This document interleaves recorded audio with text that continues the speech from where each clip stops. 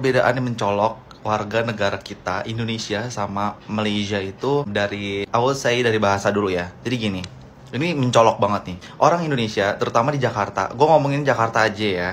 Gue nggak tahu di bagian lain mungkin lebih parah. Mungkin shock berikutnya yang gue alami adalah di sini cewek cowok nggak pegangan tangan. Maksud gue oke lah, itu nggak muhrim, memang iya bener kalau di Islam gitu ya. Tapi kalau di Jakarta tuh ya biasa aja gitu. Misalkan kayak, hai nama gue ini, terus kayak salaman. Salam kenal ya. Iya, salam kenal. Oke. Ya udah.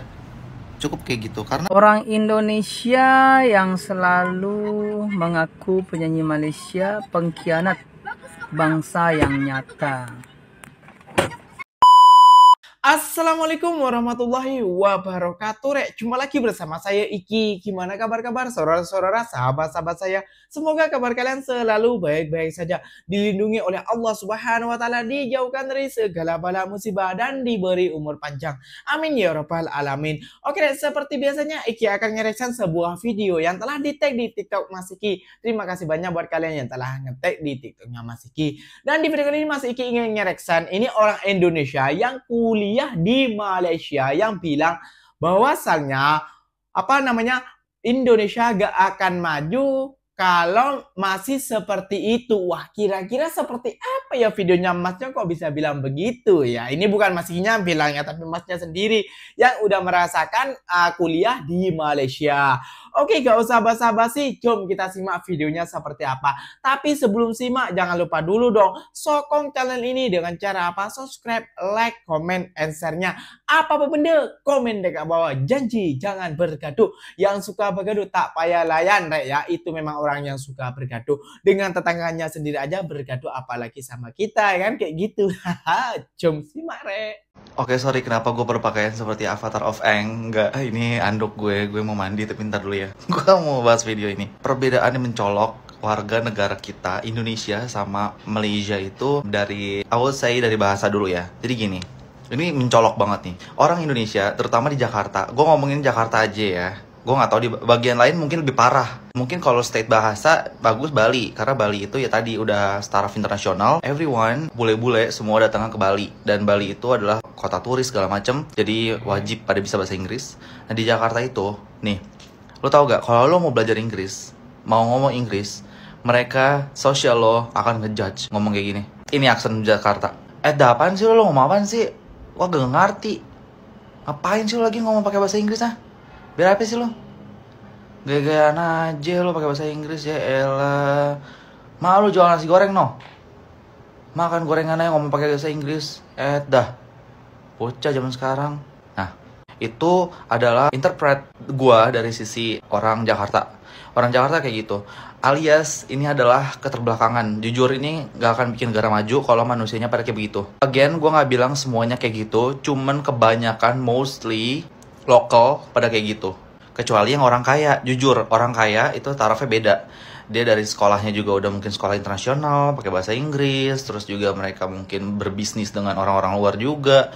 Jadi mereka pada bisa, pada oke. Tapi di sini, I would say kalau di Malaysia itu orang kota udah bisa Inggris. Entah lu mau kaya, mau miskin gitu ya. Gue ngomongnya orang kota ya, orang Kuala Lumpur nih. Orang area Kuala Lumpur, orang kota, Inggris tuh udah bisa. Gue tau lah di Malaysia juga banyak kampung, banyak area-area terpelosok, area-area yang masih kita bisa bilang kayak area Upin Ipin gitu, masih banyak juga. Cuma ya mungkin mereka itu nggak bisa banget yang sehari-hari gitu. Mungkin mereka masih pakai ngomong Melayu 100% gitu. Kan kalau untuk di kota nggak ada yang namanya ngejudge kayak lu so Inggris najis gitu. Gue udah nanya teman-teman lokal, nggak ada yang kayak gitu, dan mereka bodo amat gitu. Kalau misalnya mereka nggak ngerti ya udah bodo amat. Kalau di Indonesia, lu yang nggak ngerti, lu tuh kayak ngajak orang buat nggak ngerti juga. Kayak, lu ngapain sih ngomong pakai bahasa Inggris, najis tau gak, gini-gini gitu. Ya kalau lu nggak paham, ya udah cukup lu yang bego, jangan ngajak orang jadi bego gitu.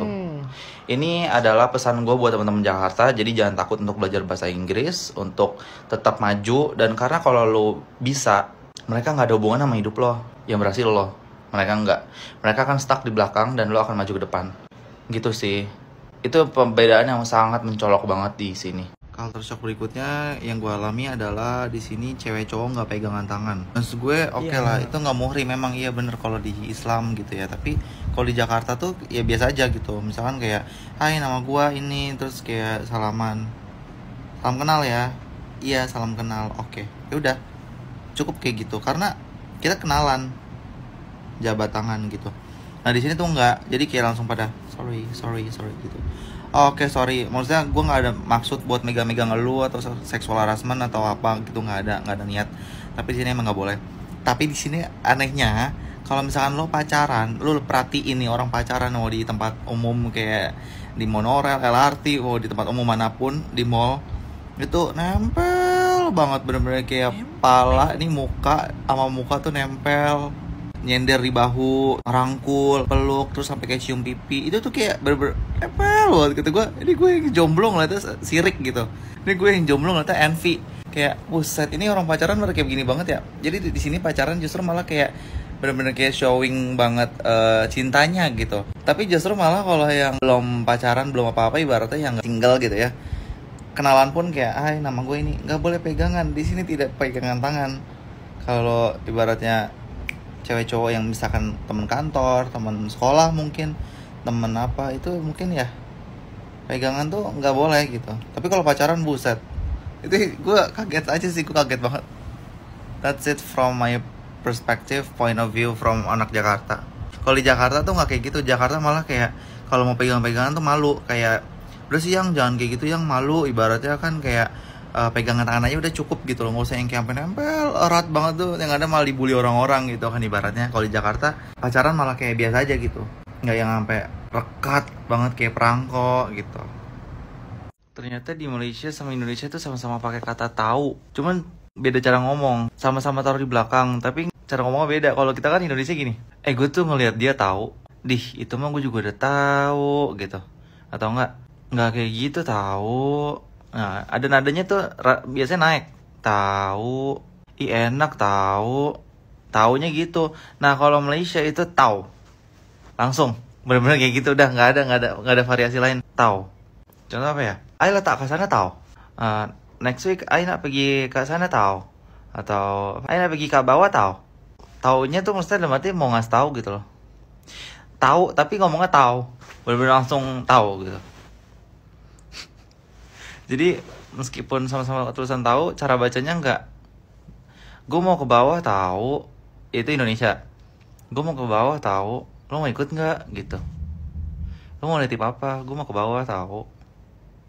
Kalau di sini, Aina pergi ke bawah tahu. Enggak, Aina pergi ke bawah tahu, nggak kayak gitu. Oke mas, mungkin yang sampean maksudnya tadi yang nggak berpegangan tangan memang betul ya, orang Malaysia tuh kalau dikerja di mana pun nggak berpegangan tangan, salah apa namanya, nggak berpegangan tangan. Tapi kalau bilangnya sampean pacaran sampai nempel, ya mungkin itu sudah muhrim, sudah berkawin. Nah kayak gitu, ya udah muhrim, udah berkawin kayak gitu. Ikinya juga kayak itu apa ya, ini sudah kawin lah kayak gitu, ikinya merasa kayak gitu. Tapi kalau masih sekolah-sekolah tuh tak pernah nampak sih mas Ikin, soalnya Ikin juga di Kuala Lumpur kayak gitu ya Re, ya, jadi jangan salah paham juga.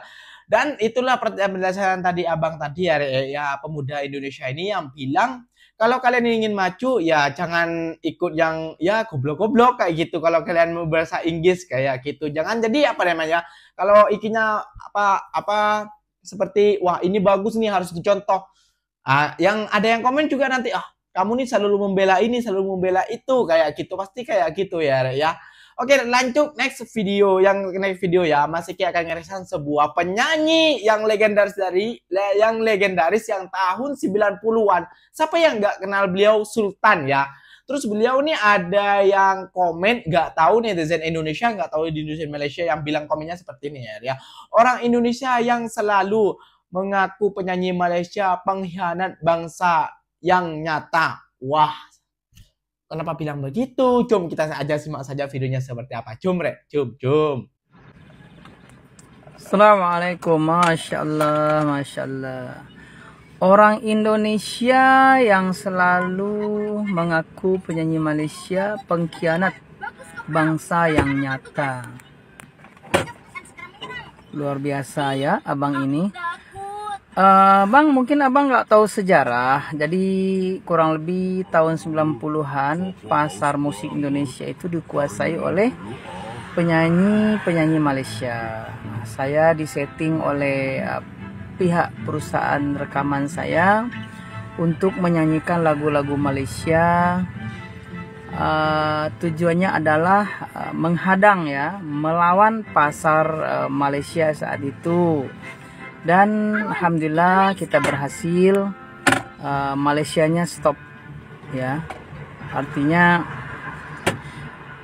secara perang dagang mereka boleh dibilang kalah lah sama kita ya. Abang salah kalau mengatakan saya pengkhianat. Pengkhianat itu adalah orang yang dikasih jabatan tapi tidak amanah. Misalnya pejabat-pejabat yang maling, koruptor ya, itu boleh dibilang pengkhianat. Kalau saya sebaliknya, saya malah veteran harusnya ya, karena saya berhasil melawan pasar Malaysia yang menguasai industri musik Indonesia saat itu. Biar ku sendiri untuk selamanya, tak mungkin aku jatuh cinta lagi. Abang, siapa namanya nih? Abang Parapat.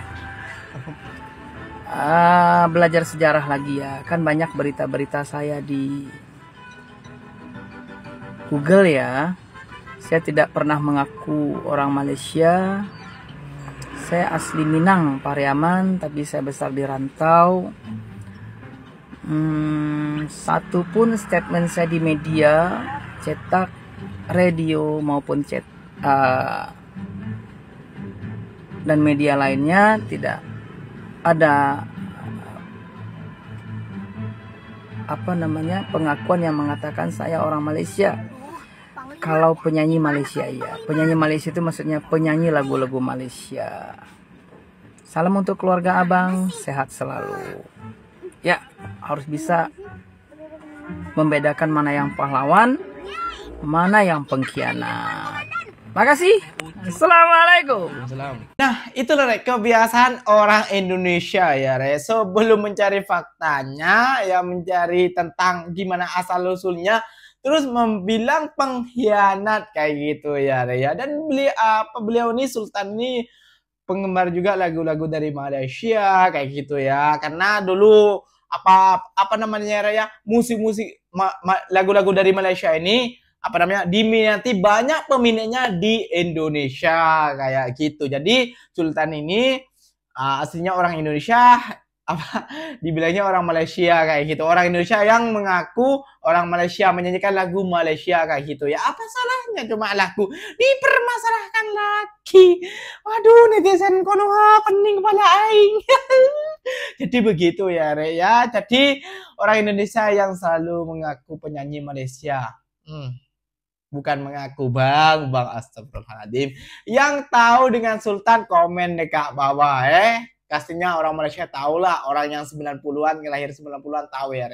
Soalnya masih yang tahu Sultan ini sekitaran, ya masih kecil lah, gak terlalu tahu juga gitu ya. Oke deh, mungkin videonya sampai di sini saja. Mungkin video ini bermanfaat buat kalian. Kalau kalian ingin negaranya maju dengan berkembang, janganlah berpikir pendek, berpikirlah panjang ke depannya, oke? Janganlah mengajak orang itu, kalau kalian bodoh, janganlah mengajak orang itu bodoh juga kayak gitu ya. Oke, Mas Egi pamit dulu. Wassalamualaikum warahmatullahi wabarakatuh. Jumpa lagi di next video. Bye-bye.